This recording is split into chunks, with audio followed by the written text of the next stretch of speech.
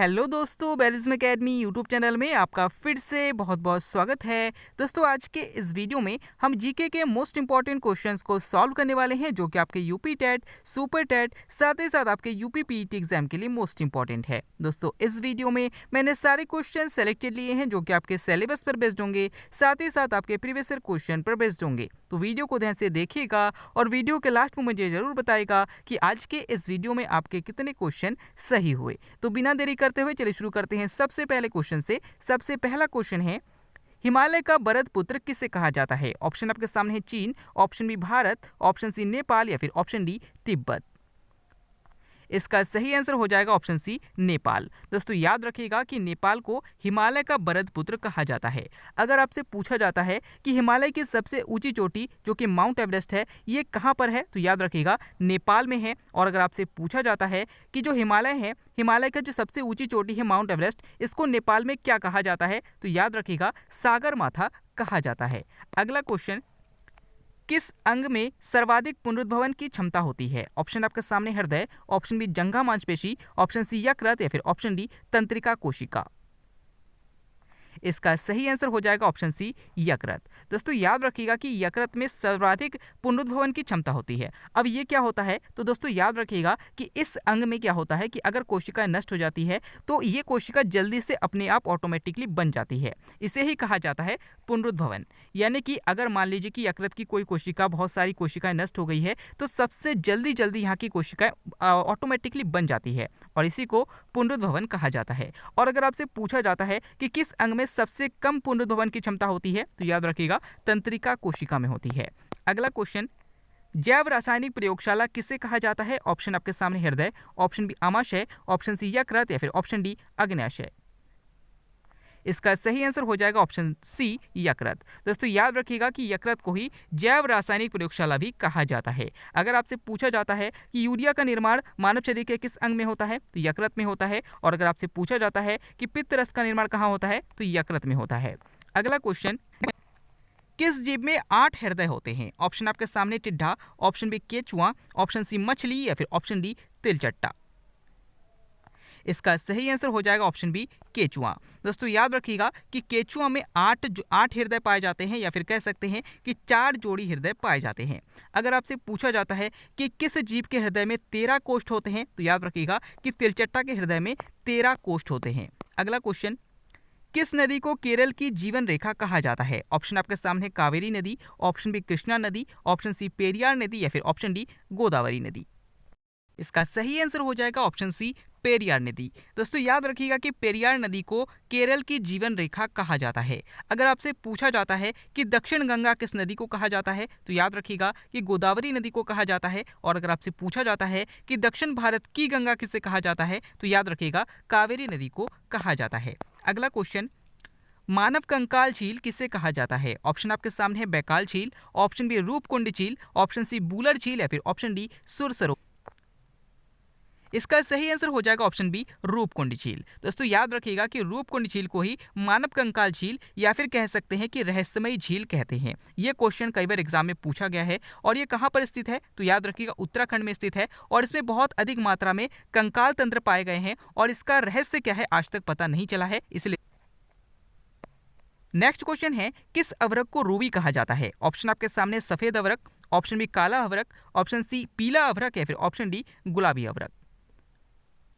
इसका सही आंसर हो जाएगा ऑप्शन ए सफेद अवरक। दोस्तों, याद रखिएगा कि सफेद अवरक को रूबी कहा जाता है। अगर आपसे पूछा जाता है कि भूरा कोयला किसे कहा जाता है, तो याद रखिएगा लिग्नाइट को कहा जाता है। अगला क्वेश्चन, कंटूर कृषि कहाँ की जाती है? ऑप्शन आपके सामने मैदानी क्षेत्र में, ऑप्शन बी पहाड़ी ढलानों पर, ऑप्शन सी तटीय क्षेत्रों में या फिर ऑप्शन डी इनमें से कोई नहीं।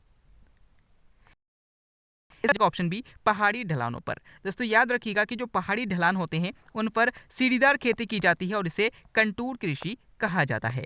अगला क्वेश्चन, भारत में वन महोत्सव कार्यक्रम का प्रारंभ कब हुआ? ऑप्शन आपके सामने 1950, ऑप्शन बी 1930, ऑप्शन सी 1972 या फिर ऑप्शन डी 1980।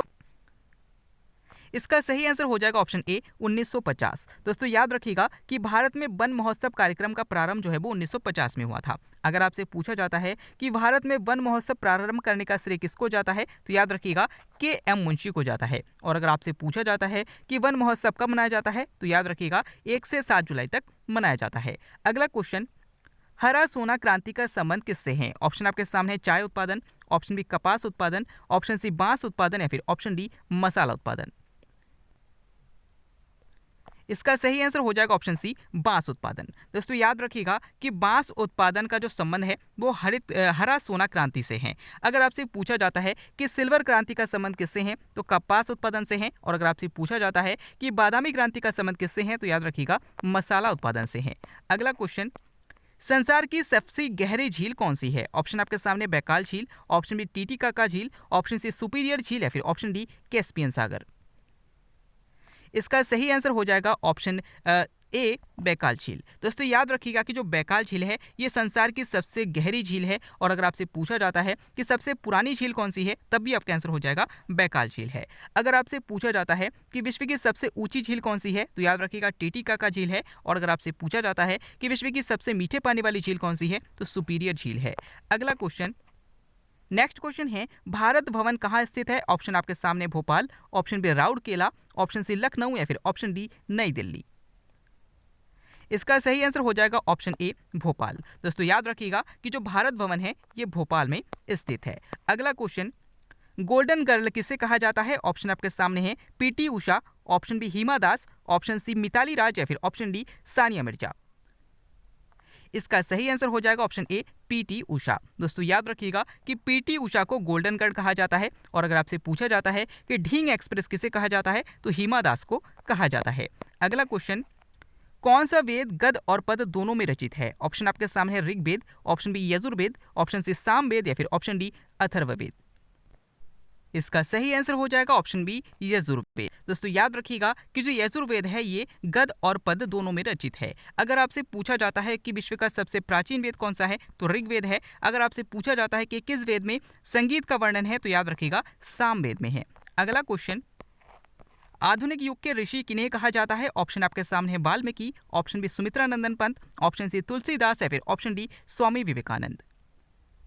इसका सही आंसर हो जाएगा ऑप्शन डी स्वामी विवेकानंद। दोस्तों याद रखिएगा कि स्वामी विवेकानंद को ही आधुनिक युग के ऋषि के नाम से जाना जाता है। अगर आपसे पूछा जाता है कि प्रकृति का सुकुमार कवि किसे कहा जाता है, तो आपका आंसर हो जाएगा सुमित्रा नंदन पंत को कहा जाता है। अगला क्वेश्चन, किस विटामिन की कमी से ऑस्टियोमलेशिया रोग हो जाता है? ऑप्शन आपके सामने vitamin D, option B vitamin K, option C vitamin E या फिर ऑप्शन डी विटामिन ए। इसका सही आंसर हो जाएगा ऑप्शन ए विटामिन डी। दोस्तों याद रखिएगा कि विटामिन डी की कमी से ही ऑस्टियोमलेशिया रोग हो जाता है। और याद रखिएगा कि विटामिन डी को हार्मोन भी कहा जाता है। अगला क्वेश्चन, पर्णहरित में कौन सी धातु पाई जाती है? ऑप्शन आपके सामने है nitrogen, option B magnesium, option C potassium या फिर ऑप्शन डी हाइड्रोजन। इसका सही आंसर हो जाएगा ऑप्शन बी मैग्नीशियम। दोस्तों याद रखिएगा कि जो पर्णहरित में होता है यानी कि जो क्लोरोफिल होता है उसमें मैग्नीशियम धातु पाई जाती है।